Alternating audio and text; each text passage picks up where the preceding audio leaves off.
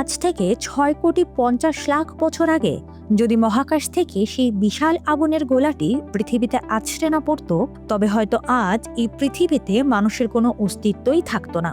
আপনি আমি হয়তো আজ গল্প করার বদলে কোনো বিশাল ডায়নোসরের পেটে থাকতাম। কিন্তু কিভাবে এক ধ্বংসযজ্ঞ মানুষের বেঁচে থাকার পথ তৈরি করে দিল? কিভাবে একটা গ্রহাণুর আঘাত আমাদের পৃথিবীতে আনলো? চলুন জানা যাক। আমরা এখন আছি প্রাগৈতিহাসিক ক্রিটেসিয়াস যুগে। পৃথিবীতে তখন একচ্ছত্র রাজত্ব করছে বিশাল বিশাল ডায়নোসররা। চারিদিকে ঘন জঙ্গল, নদী আর পাহাড়। এমনই একটা দিনে এক টিরেক্স পাহাড়ের চূড়ায় দাঁড়িয়ে শিকারের সন্ধান করছিল। হঠাৎ সে আকাশে এক অদ্ভুত আলো দেখতে পায়। সেটি কোনো সাধারণ আলো ছিল না, সেটি ছিল 10 থেকে 12 কিলোমিটার চওড়া এক দানবীয় গ্রহাণু। ঘন্টায় প্রায় 70,000 কিলোমিটার গতিতে তা ধেয়ে আসছিল আমাদের পৃথিবীর দিকে।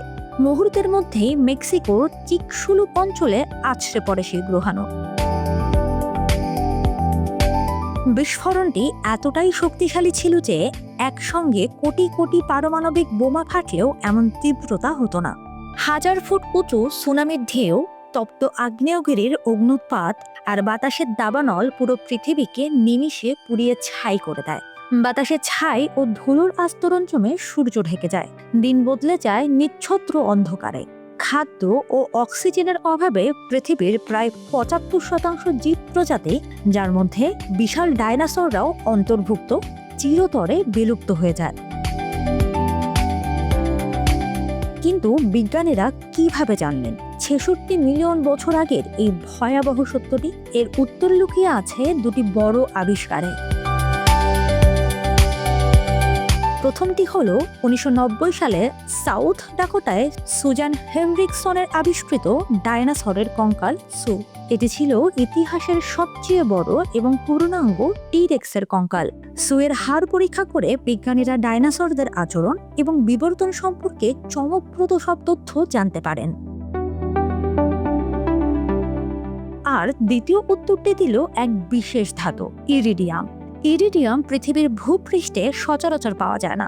এটি পাওয়া যায় মূলত মহাকাশের উল্কাপিণ্ডে।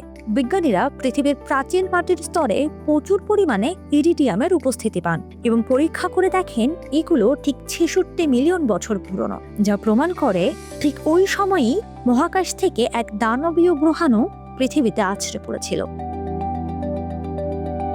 কিন্তু প্রশ্ন হলো, সব ডায়নোসর কি শেষ হয়ে গিয়েছিল? না, প্রকৃতির বিবর্তনে ছোট আকৃতির কিছু ডানাওয়ালা ডায়নোসর এই দুর্যোগ থেকে বেঁচে যায়। হাজার হাজার বছরের বিবর্তনে তারা রূপ নেয় আজকের পাখিতে। আপনি জেনে অবাক হবেন, আধুনিক জীবনের মুরগি হলো প্রাগৈতিহাসিক ডায়নোসরের সবচেয়ে নিকটতম প্রজাতি। তবে সবচেয়ে বড় পরিবর্তনটি ঘটে স্তন্যপায়ী প্রাণীদের ক্ষেত্রে। ডায়নোসরদের রাজত্বের সময়ে ছোট ছোট স্তন্যপায়ী প্রাণীরা গর্তে লুকিয়ে থাকত। ডায়নোসরের বিলুপ্ত হওয়ার পর পৃথিবী ফাঁকা হয়ে যায়। সেই স্তন্যপায়ী প্রাণীরাই ডাঙায় বেরিয়ে আসে এবং লক্ষ লক্ষ বছরের বিবর্তনের মাধ্যমে ডায়নোসরের খালি হওয়া সিংহাসনে শেষ পর্যন্ত আবির্ভূত হয় মানুষ। যদি সেদিন ওই গ্রহাণুটি পৃথিবীতে আঘাত না হানত, ডায়নোসরদের বিলুপ্তি ঘটত না।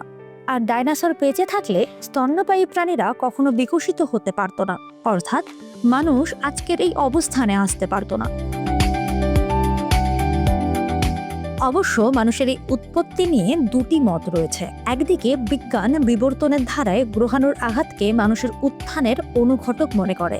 অন্যদিকে ইসলাম সহ বিভিন্ন ধর্মগ্রন্থে বিশ্বাস করা হয় মহান সৃষ্টিকর্তা মানুষকে স্বাধীন ও পৃথকভাবে সৃষ্টি করেছেন।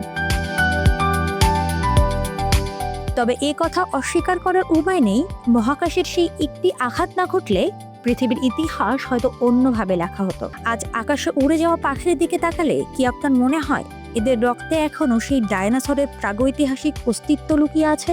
আপনার কি মনে হয়? কমেন্টে জানান।